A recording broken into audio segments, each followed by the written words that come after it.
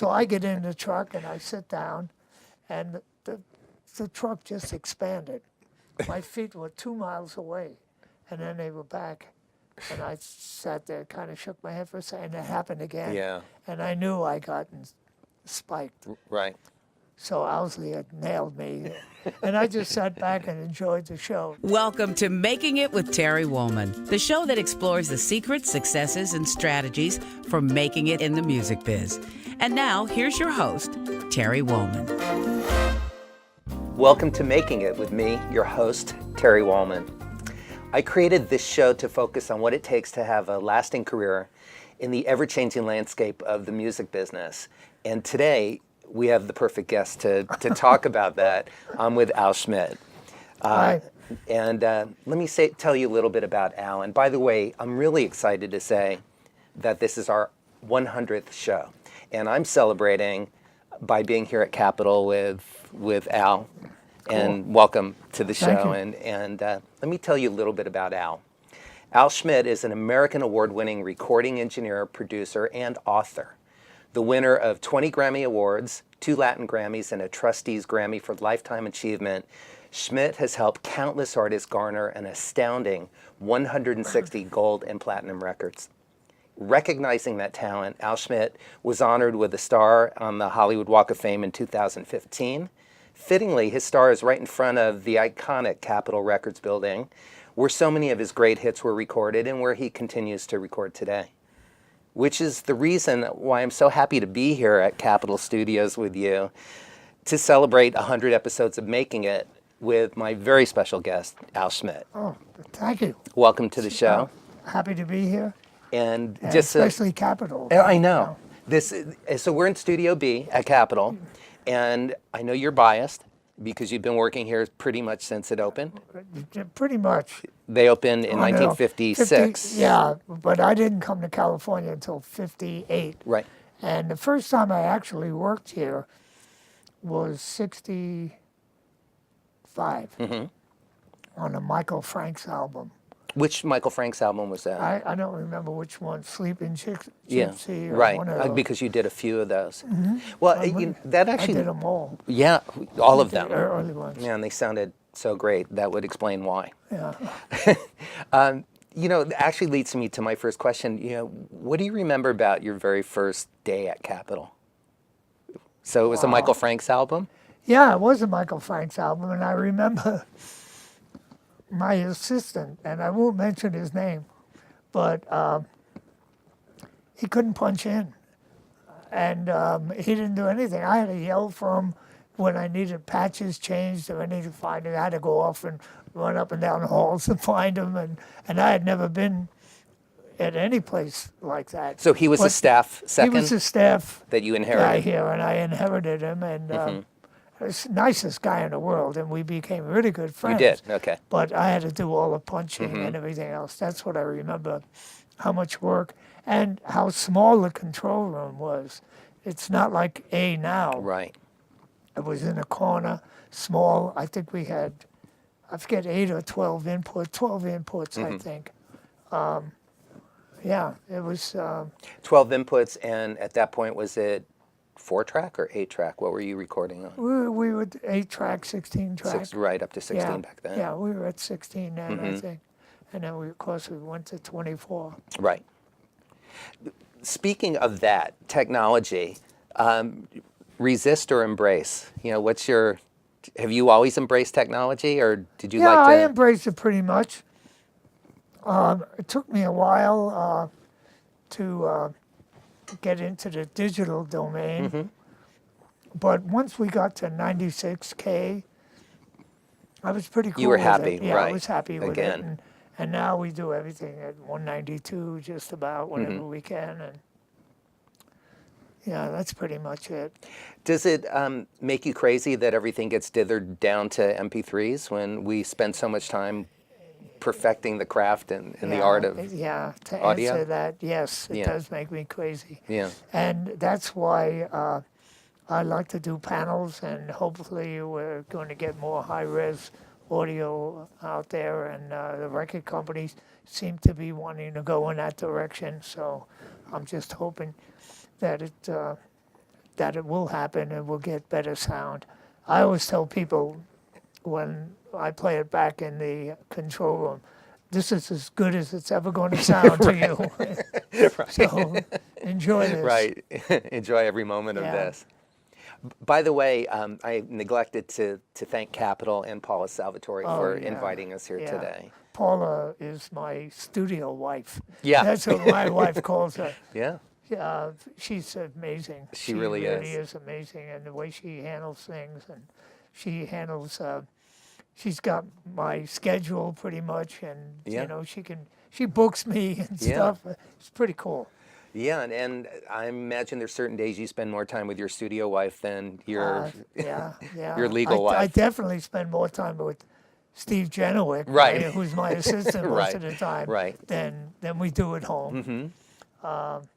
But it's cool. I love being here. It's like a second home. Everybody's cool. I love everybody. The security people are Right. great. You know, it's like a family. Yeah. Well, I would hope so for the Yeah. amount of years that so many of us have worked here. Yeah. You know, and you know, Paula goes way back. You certainly go back. Yeah. A lot of history in this room, and do you feel the same way that I do? Like, do you feel the magic in this studio when you walk through the hallways, or when you put the same mic out that you recorded Frank Sinatra with, and Absolutely. you put it in front of somebody yeah. new? And When I come walking down the hall, it starts. I do too. I just feel it because you're looking at all those portraits and stuff, and it's just an excitement that Yeah. happens. And then to walk in and you know, sit down at the console and you know you're going to have a great band out Yeah, there. always. It's Yeah. exciting. Yeah. Yeah, I always tell people, if you don't really love this, do something else, you know. And, you know, I lie to my wife every day when I tell her I'm going to work, you know, because it's just not work to me. Right. What else do you think you might possibly do? I mean, if you didn't do this, because Well- you've been doing this since you were a kid with your Uncle Yeah, Harry. yeah, I started going to the studio when I was 8 years old. I think, I don't know, I love reading, and I love authors. Elmo Leonard was one of my favorites, and I always thought, well, it'd be nice to be another Elmo Leonard if, you know, Get Shorty and all those great books Yeah. that he wrote. But I really never, from the time I was 8, 9 years old, all I wanted to do was be like my Uncle Harry, a recording engineer of some prominence, and make my living like that. Did your mom and dad also have an affinity or love for music, or was it mostly your Uncle Harry and you just connected with that? Yeah, it was mostly my Uncle Harry. Yeah. My mom and dad, they love music, but the kind of music they liked were like Guy Lombardo and the Three Sons, and I was a bebopper Right. and big bands Yeah. and jazz, and I'd get to see my uncle record some of the big bands and things, and that's what excited me. That's what got, as I got older and I got hair on my arms, the hair stood up. Yeah, yeah. They never discouraged me. My mom wanted me to be an electrical engineer. I think her father, my grandfather, who passed away when I was 5, I think he was an electrical engineer also, and she wanted me to be like him. But I was afraid of electricity as a kid, so, you know, I didn't want to get shocked. That's or not a any bad of thing that. to be Yeah, afraid of. Right, exactly. So that was definitely out of the question. And going every weekend to my uncle's studio and meeting all the celebrities and everybody was so nice to me and kind, and he was you know, he was so well known. He knew all the great restaurants, and he took me to the fights at Madison Square Garden and the hockey games and all these things that my parents couldn't afford. Right. Best restaurants and stuff. And What did your mom and dad do? my mother was a housewife, and it was my sister and I when we were young. And then when I was 10, I think my brother Richie was born, and then 6 years after that, another brother, my brother Russell. My father worked during the war years, worked at the Brooklyn Navy Yard building PT boats. Wow. But before that, he worked in the printing business, and he wasn't making a lot of money. He was working 6 days a week for a small amount of money. Right. And so we were pretty poor, you know. Most of my clothes were hand-me-downs from nephews and stuff. Or So- neighbors. That was Yeah, how it went back in the absolutely, day in yeah. Brooklyn and Well, New Brooklyn, York. and every my dad was from every Brooklyn. woman on the block was my mother. Right. You know. Yeah. You couldn't do anything wrong. That kind of wasn't a bad it was setup, a great right? thing. It was Yeah. a great thing. I can't tell you how many times I got a smack on the ass from somebody else's mother. Right. And And then a second one when you got home. Yeah, right, exactly. And there was we were poor, we didn't know it. You know, it's that kind of thing. I thought everybody was like that. Yeah. Except my uncle. Right. So it's cool. So your uncle, because he was really your first major mentor and kind of set the destination of your life, were you learning how to plug things, mics in back then, or were you just sit down and be quiet and watch? No, I was quiet and watched mostly, but I would clean patch cords. Back in those days, they were the big double patch cords, you know, and you had there was a paste you put on them and cleaned them to make sure the contact was good. And I would set up chairs in the studio, and he would tell me to go out and tell the musicians to take their shoes off because he was hearing the foot tapping, you know. So I'd have to do that. So I got involved, and they were cutting everything on acetate. Right. There was no tape machines back then, and they didn't have suction, so they had a mink brush that went across the cutting, and the chip would pile up there, and I would have to take it and put it in a metal can because it was very highly flammable. Right. So And, good to give it to a little 8-year-old kid if it's right. highly So flammable. I would be up on a little stool and pulling that off. And so he kept me involved. Yeah. And he had so many friends. Bing Crosby was a friend, and I'd get to see him a lot and talk to him. The Andrews sisters would come by. Orson Welles was another friend. Art Tatum would come down from upstairs. He had an office Same building? in the same building. Would come down, and he would take my hand and show me little boogie woogie licks on the piano.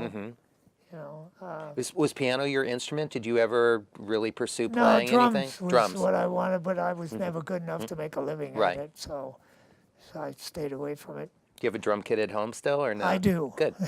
Good. Yeah, I got. It's actually one of my kids that Jeff Beccaro gave to my Oh, son, sweet. and Yeah. it's at the house. Speaking of, you have 5 kids, 5, Right. 4 boys and a girl. and then grandchildren are aplenty. Yeah, 8 of them. 8. Yeah. Yeah, that's pretty wonderful. Yeah, it is. It's great. You know, so Family Christmas Eves and things. Everybody gets together. It's really cool. one of the things that I appreciate about you is, besides this really remarkable and fascinating career that you've had, and I would guess that you would agree that it's been pretty remarkable.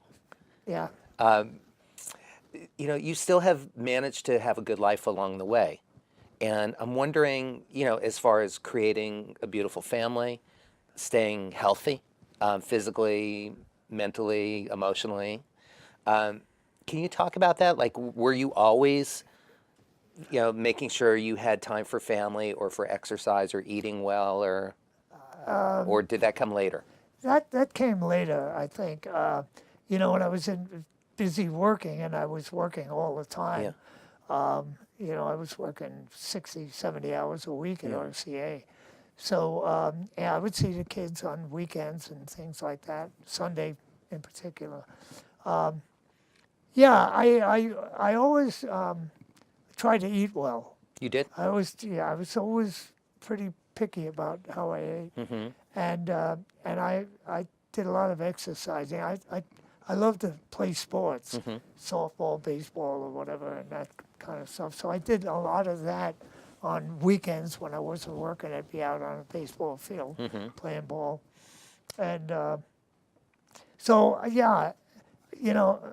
as I got into it more, drugs started to happen. I was producing the Jefferson Airplane, and Yeah. then there was acid was around, and, Right. and cocaine, and nitrous oxide tanks. Oh, I remember those. Yeah. And somebody Yeah. just rolling joints all Right. the time, and Owsley with his acid Sure. would come by. So a lot of that went on, and Yeah. it started to affect me and Mm-hmm. affect my relationship at home. Caused me to get a divorce, and it's a sad time of my life when I look back on it. But everybody was doing it.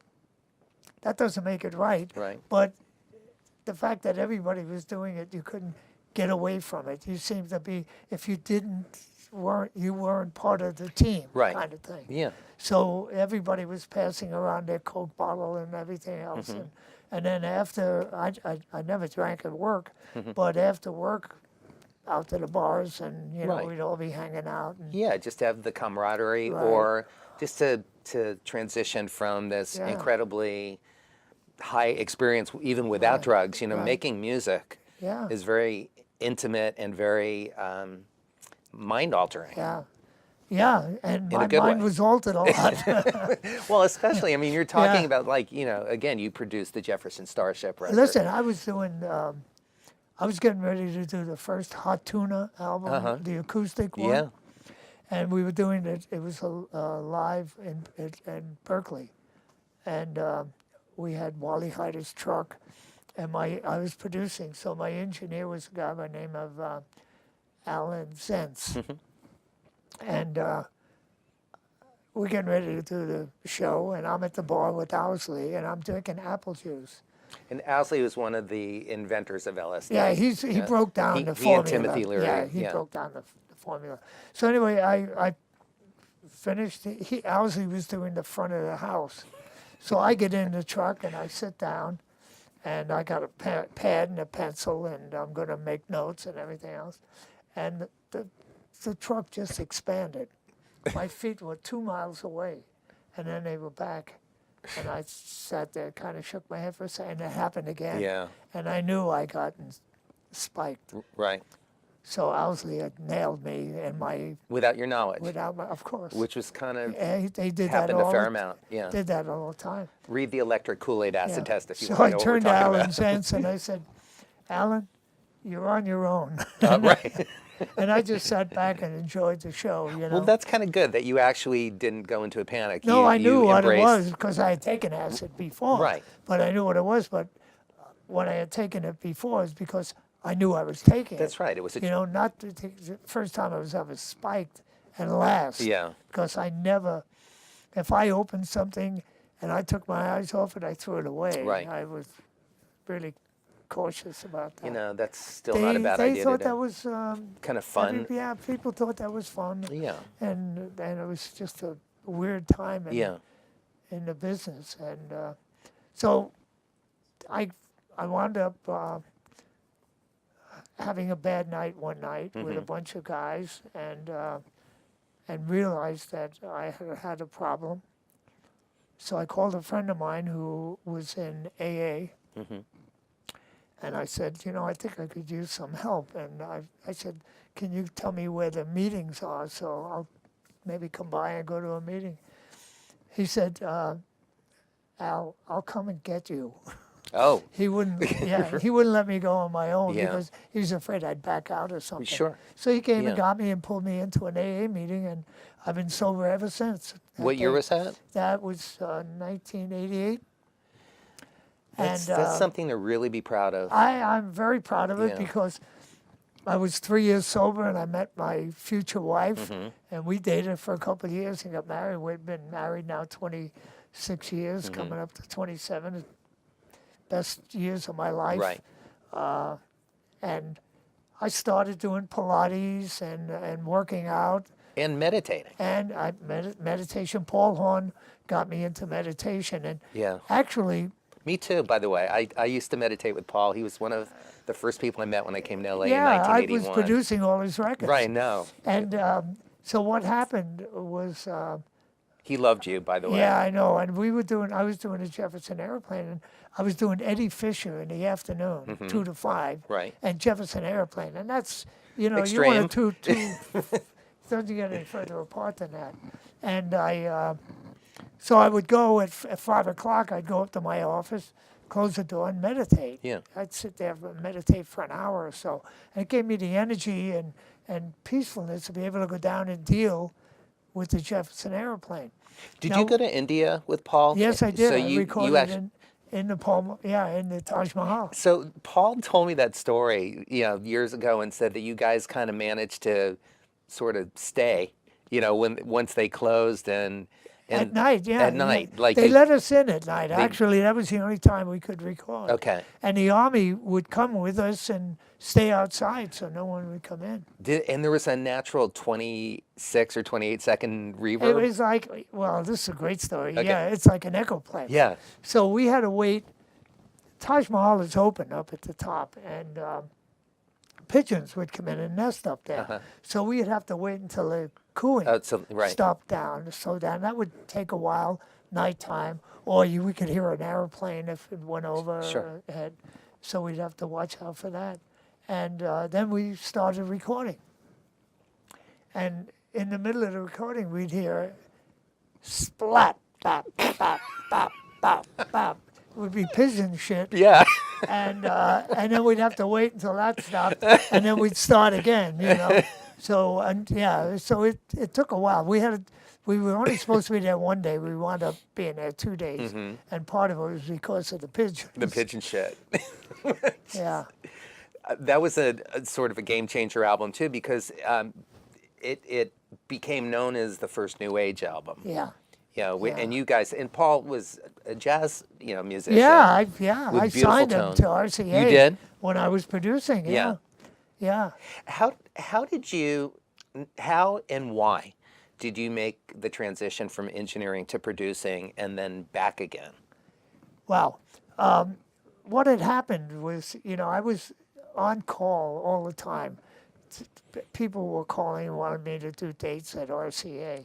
As a staff engineer? As a staff engineer. And by the way, was that a weekly salary or was that? Yeah, I made salary plus overtime. I was Okay. averaging almost $47,000 a year back then then. with all my overtime. I was working 6 days a week, and I'd start at 9 in the morning Right. and go to midnight. And you didn't need to negotiate for yourself because it was a set rate? Yeah, I did. There was none of that. So, and people were asking for me all the time. Right. And I would get producers that would come in, and they'd be on the phone for the whole 3-hour session. Right. And I'd be doing everything, and they'd be talking to their bookie or hookers or whatever. And I realized that these guys are getting all the credit and making all the money. And you're the one I'm who's really doing a lot making of it this happen. work. Yeah. And the musicians knew too. We'd have the honor system. You made a mistake, raise your hand. I've always done that too. Absolutely. Yeah. Call it out. Yeah, exactly. So that was going on. Then Bill Putnam, who owned United Recording, he was getting ready to slow down recording, and he offered me a job. And so I went to talk to my boss, Steve Scholes. Now, Steve was the guy that signed Elvis to RCA, nicest guy in the world. So, and I said to him, look, I want to get promoted to the production staff. And if you can't do that, I'm going to leave because I got offered a better job with Bill Putnam. So he said, okay, but you have to find somebody to do the Henry Mancini dates. And so I had a friend that worked at Radio Recorders, and who was a really good engineer, but they weren't using him a lot. So I convinced him to come over to RCA. He did, and then I stayed with him on the first few Mancini dates, Right. show him how we set up and what we did, and then they promoted Transition. me. Yeah. So then I wound up making less money as a producer. Yeah. What and a I surprise. was doing 11 artists. And these were a lot of name artists too. They were name artists, yeah. Back then, I was doing Limelighters. I was doing Sam Cooke, Right. Jefferson Airplane, Hugo Montenegro, Yeah. a lot of female artists, with the group called the Women Folk, Right. Women Folk Group. And so I was working more hours. Even like Big Mama Thornton. Did you Big produce Mama her Thornton, but as that well? was- Or that was later. That was later. After Okay. I left, I started a record company with Steve Douglas, and we signed her, and that's another story. sure. Yeah, right. And I was working my butt off. And Eddie Fisher, they re-signed Eddie and gave him to me. And I loved Eddie, but he was like a 16-year-old kid. And, he had no sense of time. So I have to hire his piano player to stand in front of him and count him in and point to him when he had to.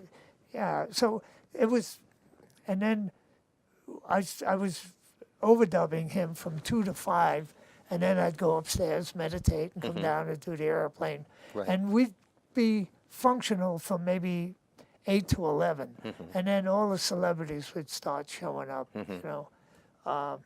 Along with the drugs and the alcohol. drugs and everything, Yeah. and David Crosby would hang out, and Mama Cass, and you name it, everybody. And I wasn't hardly getting much sleep. Because So- you'd work till 3 or 4 in the morning? We'd actually, the productive end would end about 11 o'clock at night. Right. And because that's when everybody started coming, and that's when it became a social party. Right. Everybody would show up. Actors, people, there were a lot of drugs. And, Right. and I would try to grab somebody to do a guitar part. Or right, to Grace keep it was moving. always Right. willing to do something, so I was always able to get her in. But I called my boss on the phone, Ernie Alschuler, and I said, Ernie, you got to get somebody to do this. I said, I'm killing myself.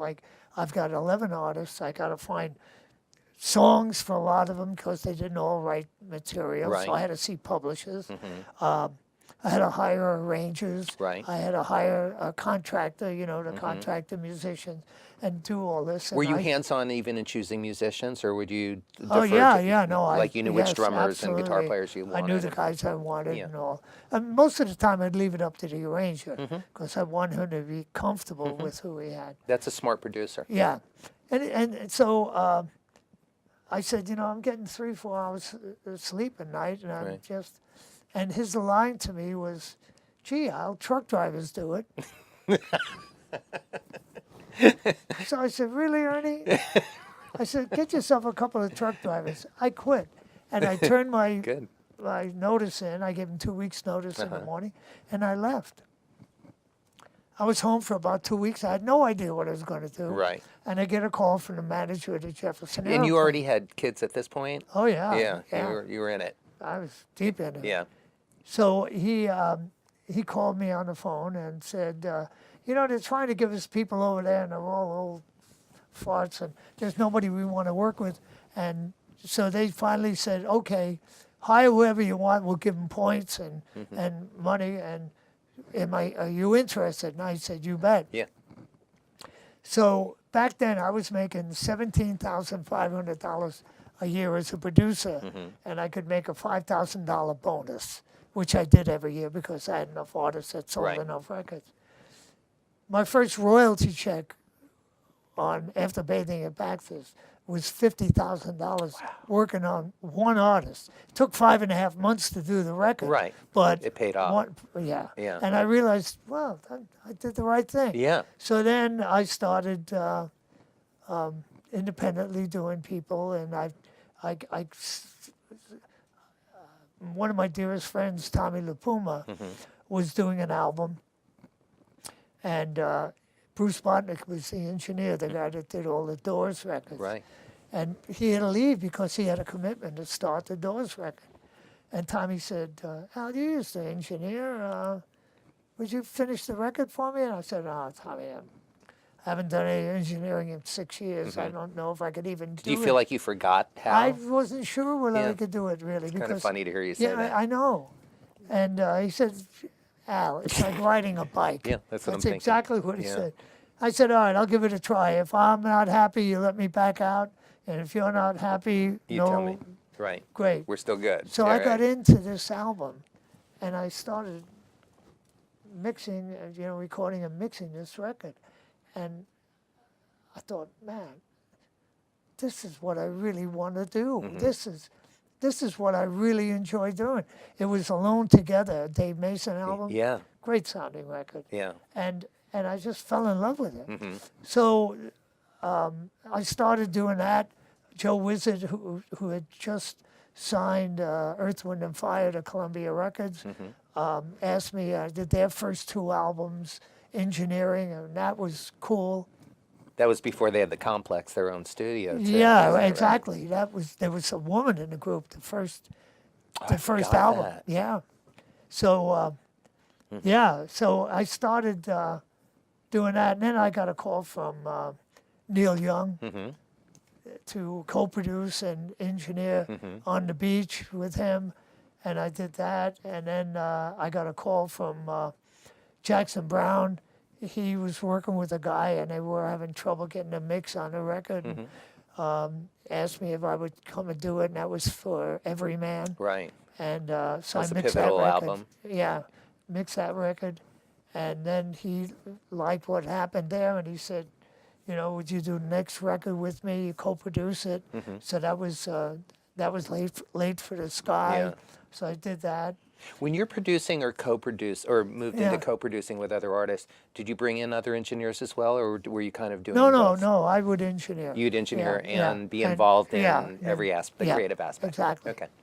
So I really started loving engineering so much. I just didn't want the aggravation of producing anymore. I Right. just wanted to do my thing, Yeah. capture the sounds, and, Right. and do the best I could, and that was it. One of the things that I've always felt from you, anytime that we just run into each other over Yeah. the years, is that you really do love engineering Oh, absolutely. and music. I love music again from the time I was a little kid. Mm-hmm. Like the first record I bought was a Jimmy Lunceford album, a big band album Right. when I was 11. So yeah, I love music, and I love being around musicians. Yeah. I love musicians. Yeah, me I too. love to. I get to be friendly with all of them. I get to go and hang out with them. Yeah. I go in the studio and we chat about family and Right. that kind of stuff. Yeah. And they all know that I'm really concerned about getting the best out of them and their sound. So they know I'm on their side. Right. And we work as a team all the Yeah. time. And I talk to engineers who, when you're doing an orchestral date or something, and you become really friendly with the conductor Yeah. or the orchestrator there, because there'll be times like at Bar 34, the French horns are overwhelming coming to. You could talk to him and say, look, in Bar 34, can you bring the French horns down a little? And he'll work with you. Or Right. bring the cello up here at Bar Right. 60. I need a little more of that. And that was it. It's a team That's kind of thing. the beautiful part of the collaboration. So you're not even thinking like I'm going to need to bring that fader down. You are already connected with the Exactly. music, the process, I the want it to happen performance. naturally. That's right. So, yeah, so that was, But you have the vocabulary and the integrity or the desire. well, I've done it do- all too, so Right. that Yeah. was a big help, And there were times when I would be working with a producer, maybe his first record production or Yeah. something, and I'd be able to help him along and guide him over certain things. And so that was pretty cool. Which I would imagine that they were appreciative of. Yeah. So indulge me for a second, because you worked on a record that really changed the course of my life as far as falling in love with Brazilian music and also with orchestral music, and it was the João Gilberto Yeah. Amoroso. And so can you share any stories about that, and with Klaus I Overman can as the tell you orchestrator? exactly how that came about. We were in New York, Tommy LaPuma and I and Klaus, And we went to Joel's apartment and talked about the album. Yeah. We went to a studio called Rosebud Studios in New York, a little tiny little place. And we had Grady Tate, great drummer, Yeah. and Joel. And I had a mic on, and Grady just played on his thighs, kept time. So now we had that. Klaus was there making Right. sure everything was Right. cool. Then we came to L.A., and we had Joe Carrero play drums on it, and Jim Hungate, the bass player, played bass on it. So now we had drums and bass and Joao playing guitar, and his time was unbelievable. Yeah. Then- And then his vocals just are Yeah. luxuriously floating Yes. over that. This is one of the most romantic and Yeah. passionate records I had ever heard. Yeah, And and then it- of course Klaus, who was right from the beginning, Yeah. and making sure all the chords were right and all, then did this incredible orchestration. Yeah. And that was the record. I did a follow-up. Was that all recorded together, the orchestrations, or was that an overdub? The orchestration. Did they play with the rhythm section? Onto the basic that we had. Okay. Bass, drums, guitar, and vocal. Right. And that was it. And then the orchestration on top of that. Because it has such an intimacy, Yeah. and then there's this, and then it's really rich and Right. full. It's got Now, everything. do you know Rosa Passos? No. She's an amazing Brazilian singer. And I did an Amoroso album with her. You did. That George Calandrelli did the arrangements on. Check that out. Okay. Bob. That is really a killer, Okay. too. It's really beautiful record. So was that your first Brazilian experience? I'm not sure if it was or not. I think I did a bossa nova before that. There was just something different Yeah. about this. Like, of course, I knew who Jobim was, and had Right. listened to, so it's like Yeah. I knew bossa, but then I don't know, Yeah. this one just really Yeah, showed. no, it was great. And Joao he was quirky little guy, Yeah. but great singer, great player. Uh-huh. Time was impeccable. Yeah. Songwriter, he did it all.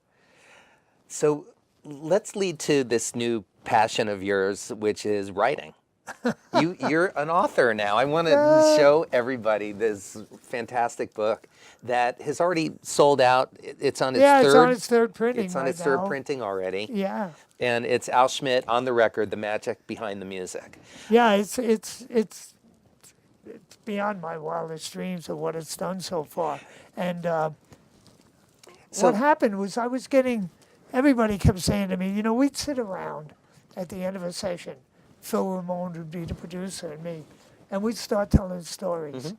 And the next thing you know, we'd have 15 people sitting. We'd be there 2 hours after the session. Just- So he'd tell a story, Right, I'd tell a right. story, and it was, and people, to both of us, you guys got to write a book, And then I kept getting that all the time. Yeah. And Maureen Droney, who co-wrote the book with me, she came and said, I'm getting people telling me, you got to write a book, Al, and what do you think? And finally, I said, okay, well, let's give it a try.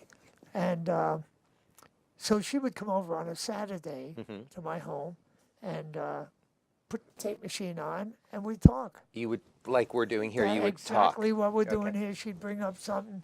I'd tell a story about it and so forth, and it went on. And we did that for 3 years. Okay. And this is the culmination of 3 years' work. So it's a fun book. It's an easy book to read. A lot of good stories in it. Yeah. And, it's just, especially how I started. And my first big recording session with the Duke Ellington Orchestra. As a 19-year-old kid. Well, and you would just come out of the service too, I right? just came out of the service. I was in the Navy. We're for 2 years? Yeah, I was in the Navy, and I got out, and I was 19. And my uncle got me a job at another studio. A friend of his had So a there studio. is such a thing called nepotism. Yeah, exactly. And I knew Which I was was a going to good get the job, although I had to go in and interview for it. But the guy was my uncle's best friend, Yeah.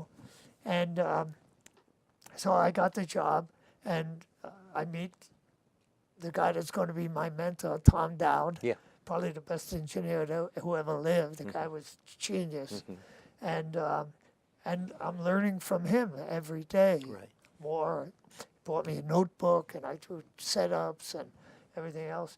So I was there about 3 months, and they thought I was capable enough to come in on Saturday and do these little demos.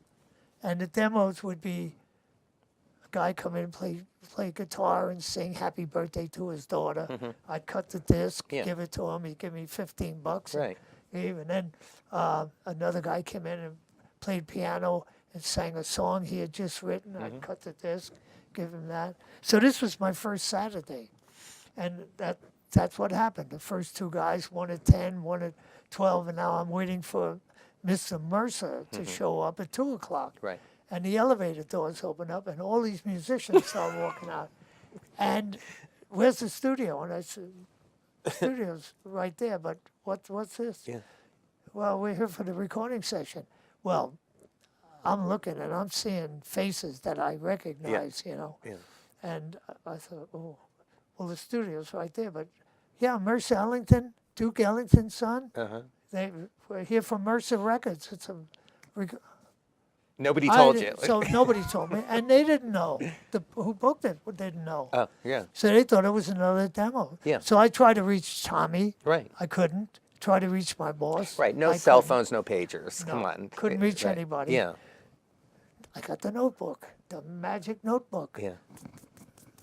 Go and I find a big band setup that Tommy had done. Right. We only had 8 inputs, Uh-huh. so I only had to put up 8 mics. Right. Got the chairs set up and everything as quickly as I could. And Duke Ellington walks in. And I'm sitting there and I'm looking at this guy, and one of my heroes, you Right. know. It's like Babe Ruth and Joe DiMaggio Yeah. all in one. Yeah. And I said, Mr. Ellington, there's a huge mistake. I'm not qualified to do this, you know. I said, they thought it was just a little demo, and I'm just... Right. And he looked down, he said, well, sure, studio looks good, musicians comfortable. And I said, yeah, but I've never done anything like this. He said, don't worry, son, we'll get through it. How sweet. So, oh man, I'm telling you, Yeah. God bless him. Yeah. Well, there was a twofold purpose here. Number one, if I fainted, everybody would have had to go home and nothing would have gotten done. Right, you had and to I pull looked up. like I was getting ready to faint. Yeah. I'm sure. Oh, right. I probably turned Snow White. Sure. And was Yeah. trembling. Right. And he was so cool, and band started and started doing my little mixing thing, rotary faders back then. Right. We did 3 hours. We did 4 songs, and it was done. And you discovered that you actually knew more than you thought you knew. Well, absolutely. I knew more because of watching my uncle Right. as a child. Yeah. That was embedded in me. And then Tommy, who I jumped in his back pocket. Yeah. And everything he did. So I was imitating those two guys. And a lot of what they did and what you still do is, you know, you're just talking about these drawings and chair placements, but that's everything. Yeah. The placement and how close to the mic or how far or close to each other or where in the room, like you had learned intuitively from, Yeah. as you said, being in The Tommy's setup back is probably pocket. one of the most important things that you do when you're setting up the studio. Okay. Learning how to, you know, so you get so much separation Right. and, you know, not too much, Yeah. but, and that's really important, how you set up and how the musicians, no earphones back then. Right. No, so everybody had to hear one another. So, you know, everybody was close. So, yeah, that was a big part of it. So even the early Sinatra albums, no earphones or Duke Ellington. No. Everybody's playing. No And earphones. and you'd walk out in the room and just kind of put your ear to Yeah, each yeah, section yeah. and When I started doing, you know, a lot of the jazz records, Jerry Mulligan and Sonny Rollins, Miles yeah, Davis. yeah, Chet Baker and those guys. Right. It was all about how well they could hear and Right. all. And so yeah, they had to be comfortable. It was the same with Neil Young on the Beach. Everybody was Right. sitting around. We had the studio set up like a living room. and lights down. We had lamps, you know, and really over at Sunset Sound Yeah. in Studio One. But I forget the guy that was playing some of the solos, but every time it would come to a solo, he'd push the mic away because it was in his way. and I'd have to stop him and go out there and say, don't touch the mic. That's fantastic. Yeah, it was cool. And then another funny story with that is people would come by all the time and want to hear what we were doing, people from the record company and so yeah. forth. And we'd have to take the multi-track tape off, put another multi-track tape on that had cuts and play that and everything else. And finally, we decided, wait, let's make some roughs. Right. And then on a 2-track, and we could just play that back for everybody. So we just quickly made roughs. Right. When it was over, we finished the album, and I said, okay, Neil, when do we start mixing? And he said, we're not going to mix, Al. I said, what do you mean? He said, I love these roughs. I love the way it sounds. I love the way they sound. I said, oh, no. Yeah, no, that's no. just a... And I said, don't look, Neil. I'll pay for the studio myself. You got to let me Right. remix it. No, that's it. You can remix them, Al, but this is I'm what not I'm going to be putting use. it out. So that was it. And you're still working together. Oh, yeah, no, Yeah. Neil and I are really good friends, Right. and I love Neil. I just got done last year. I worked with him with a 100-piece orchestra at Sony Scoring You Stage. did. It Fantastic. was wonderful. I love Neil. He's Yeah. a great guy. But he'll see friends of mine and everything, and somebody will say, you know, Al, say hello or whatever, and he'll say, ask Al if he still wants a remix on the beach. And it's a running joke Right. now for 30 years, you know, so. And listening back to that record, do you cringe or are you pretty Oh, happy yeah, with it? no. If I could remix it today, Yeah. I would. Yeah. Ask him to send the masters down. Yeah, no. He won't. It would. I could do it for myself. Right. But that was it. Yeah. Not going to change that. What inspires you in music and also what inspires you in life? Wow, in music, great musicianship.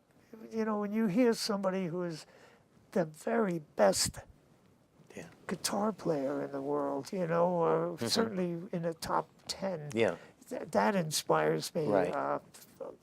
Yasha Heifetz, Yeah. you know, the classical people, Rubinstein on piano. Joe Sample even, who you worked Joe with. Sample, who was one of my all-time favorites Yeah, me to too. work with. I love Joe.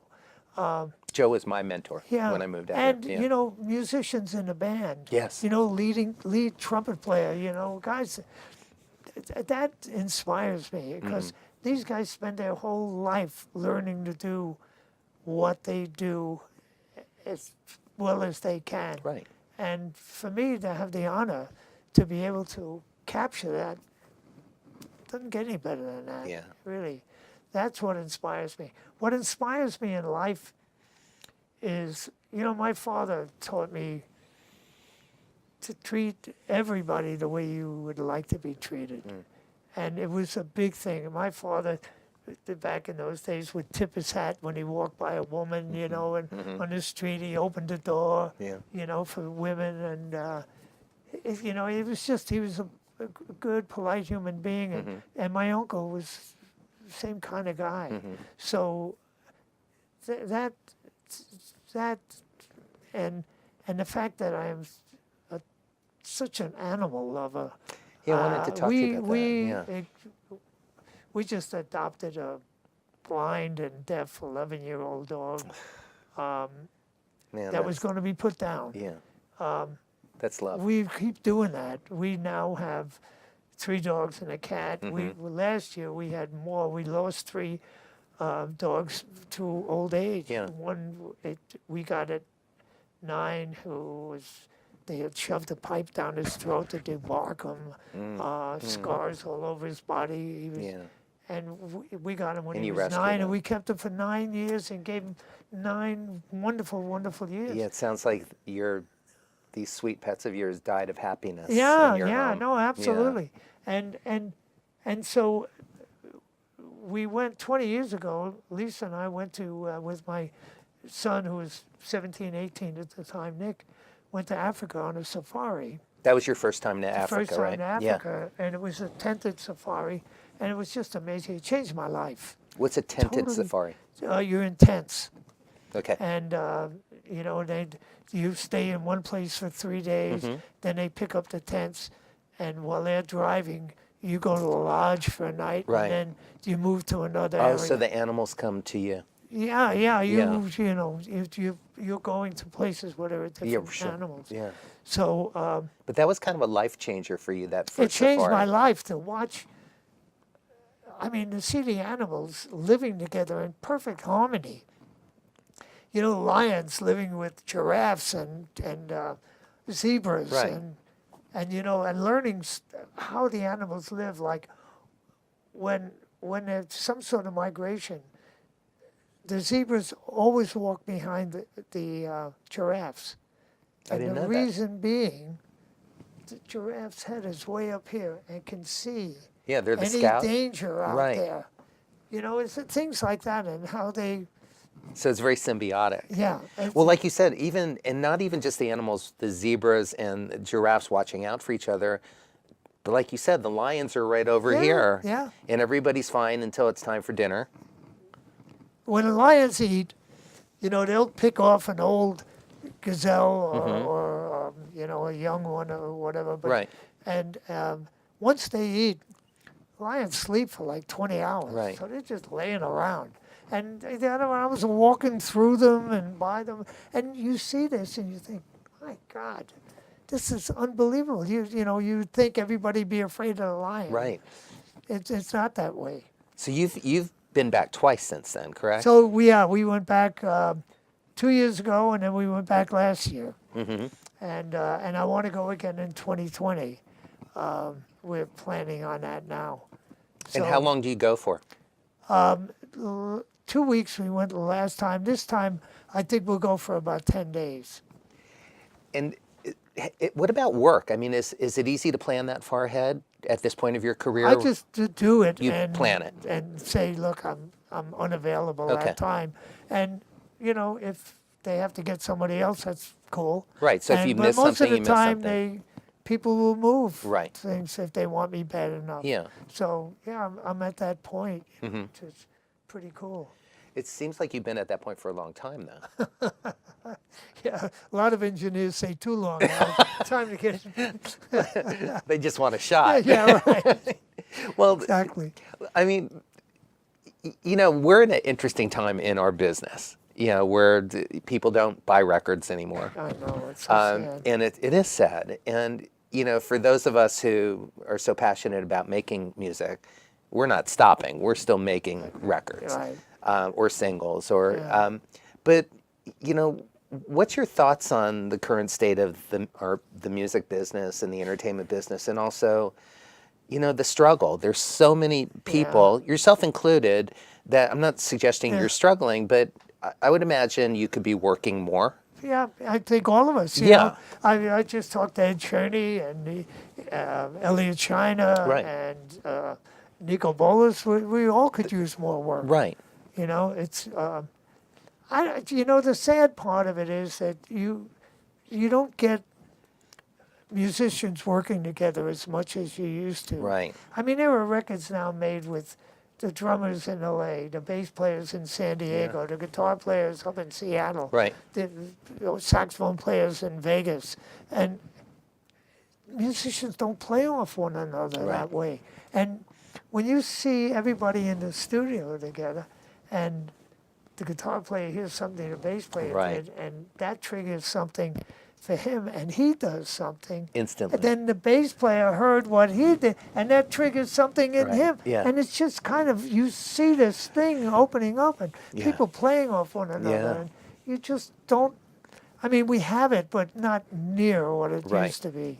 And it's so sad to see that. Mm-hmm. And a lot of the great studios closing up because then so many people are doing vocals in their home or Right. guitar parts in their home. Yeah. And that was work that was always done in studios, Yeah. and now it's gone. Which was, we've been, as a musician and, player, I've been forced, my hand was forced also to have to learn how to engineer, which it hasn't hurt me to learn more Right, about right. your art and your Exactly. craft. But I would always much rather have you record my guitar Yeah. than me record my guitar. But it's become expected when you deal with TV Yeah. shows or films. Oh, they- budgets are so Right. small. Yeah. The other thing that really bothers me, when I was a kid, I knew every musician on the band. Right.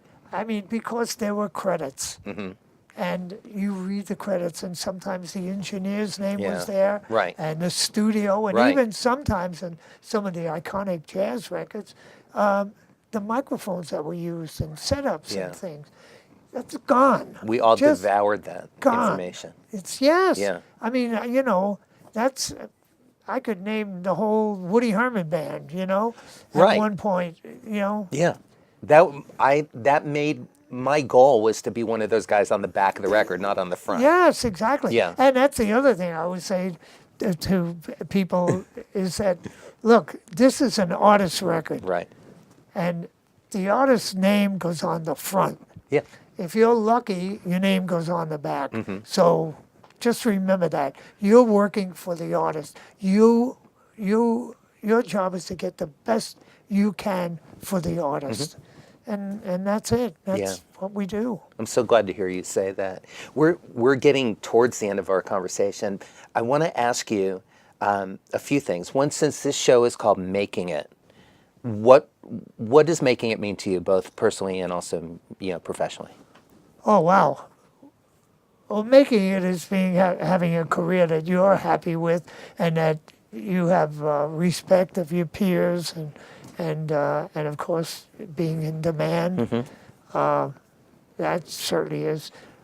Personally, making it is trying to be kind to, be kind to all living things is one of the things that I say all the time.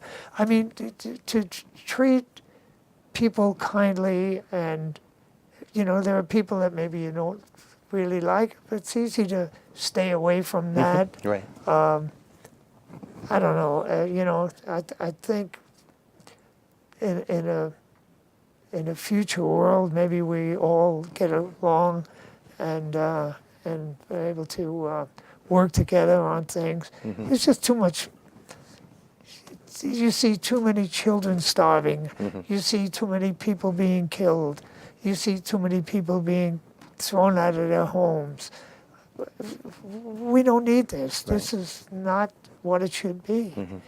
And I try to do what I can, Mm-hmm. what little bit I can do to help. But we all need to help. I agree. Can you share 3 tips for success that have driven your career? For anybody who's up and coming, what would you recommend? Well, number one, love what you do. Yes. I mean, if you love what you do, you'll more than likely do it really, really well. Mm-hmm. For up and coming engineers and producers, get a good attorney.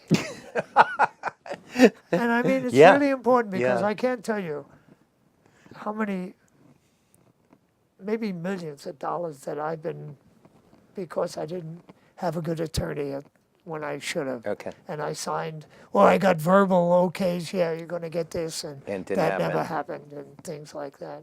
So try to document those Mm-hmm. things. And don't give up your family life Right. for your work, Right. Keep the balance. There's a healthy balance Yeah. somewhere there, and try to work that out.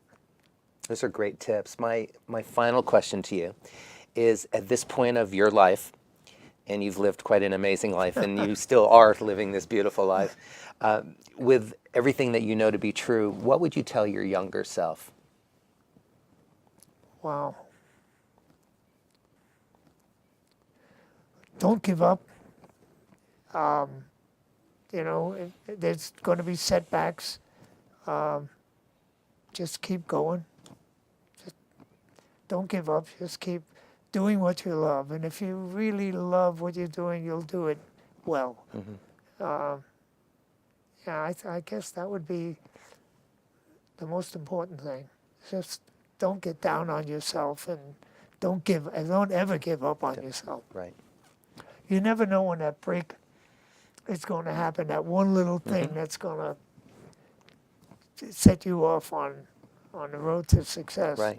Sometimes being in the right place at the right time. I've known engineers who the engineer didn't show up or got sick, and they wound up doing a record that became a big hit. Right. And the next thing you know, they were in demand. Yep. So yeah, don't give up. Don't give up. On that note, I'm Terry Wollman. We're here at Capitol Studios in Studio B with Al Schmitt. This is our 100th episode, and I really appreciate all of you joining us every week, and especially today. Al, thank you so much. Oh, you're welcome. I'm happy to be The book, number 100. let's sell this out again. Yeah. It's Al Schmitt on the record, the magic behind the music. Yeah, You can- Amazon.com. Amazon's the best place to get it. Easy. And then Al will sign it for you if you run into Yeah, him. absolutely. I get that all the time. do? At NAMM shows. And Of course. Guys are carrying the book out. Right. Yeah, Al, it's pretty cool. thank you so much. Oh, it's you're great welcome. to see Thank you. It was great. Thanks. I had a good time. Thanks, everybody. Cool. See you next week.